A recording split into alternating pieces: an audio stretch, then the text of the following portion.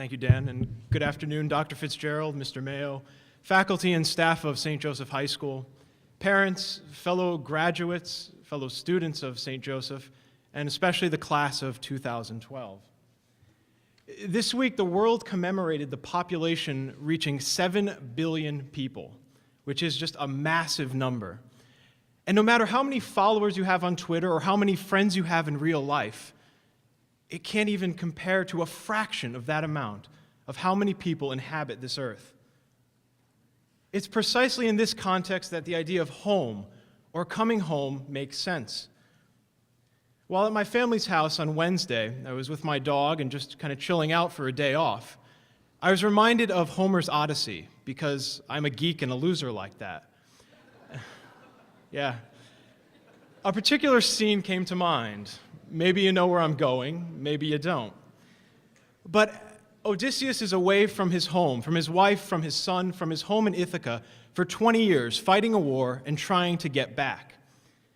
When he finally does get back, the goddess Athena makes him unrecognizable, puts him in disguise as an old man, so that he can go around his property and see what the status was with his estate and with his family.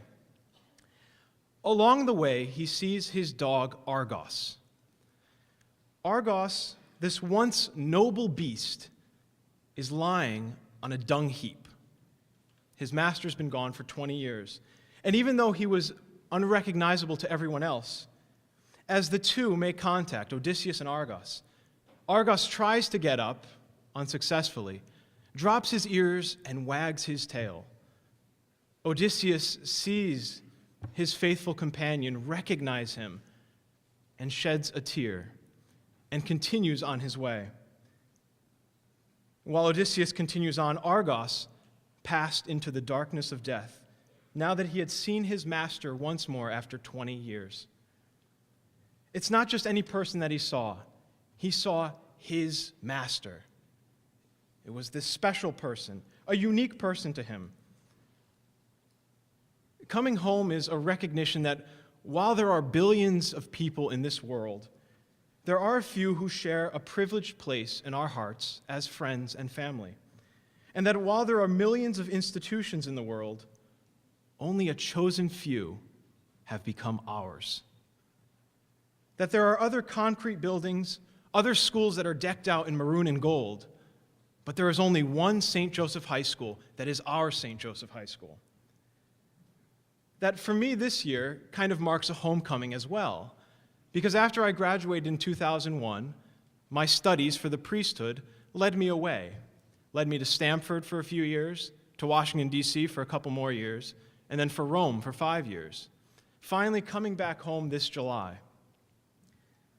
This fall was my first New England autumn since 2002, and after growing up here my whole life up to that point, it was glorious and spectacular to see what I had in my childhood, to finally be back here again with it.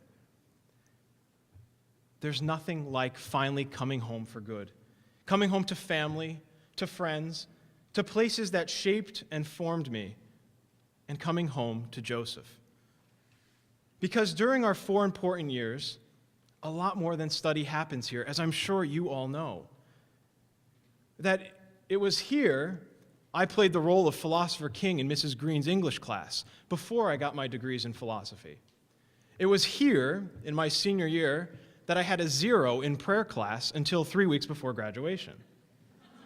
True story. It was here that I learned about fraternity and dedication on and off the football field, as we, Thanksgiving 2000, beat Trumbull High in the football game. That's right. It was during my time here in December of my senior year that I first considered and realized the possibility of God calling me to serve him as a priest. And it was here, a couple months later, that I found nothing but support from the community. This is coming home to Joseph. And I'm sure that each of you can add your own people and your own events for when you come home to Joseph. But while it may not seem as dramatic as Odysseus' encounter with Argos, it certainly is as powerful and as meaningful. It's loaded with a meaning, a specific meaning given to this place above all the millions of schools in the world. A specific meaning, friendship, and love given to these people here who are more than just 7 billion people. They are our teachers and our classmates, our friends and family, now and always a part of St. Joseph, our St. Joseph. Thank you.